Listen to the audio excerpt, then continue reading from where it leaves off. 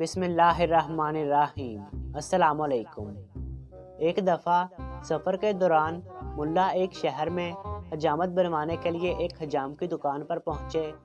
حجام نے ہاتھ بنانے سے پہلے سر کو مونڈنا شروع کر دیا اور اس ڈھنگ سے شروع کیا کہ ملا کو محسوس ہونے لگا کہ یہ شخص سر نہیں مونڈ رہا بلکہ سر پر عملِ جراحی کر رہا ہے۔ حجام کینچی چلاتا گیا اور جگہ جگہ پر سر کو زخمی کرتا جا رہا تھا۔ چنانچہ جہاں زخم ہوتا نائی تھوڑی سی روئی لیتا اور زخم پر رکھ دیتا۔ ملا اسی طرح سر جھکائے بیٹھا رہا اور یہ سوچ کر خاموش رہا کہ ممکن ہے کہ اس شہر میں اسی طرح حجامت کرتے ہوں، لیکن جب آدھا سر پنبہ کجا کجا کا منظر پیش کرنے لگا تو معاملہ برداشت سے باہر ہو گیا۔ ملا نے نائی کو مخاطب کر کے کہا، اب ہاتھ روک لیجئے، باقی حجامت کی ضرورت نہیں۔ نائی نے کہا، آدھے سر کی حجامت ابھی باقی ہے۔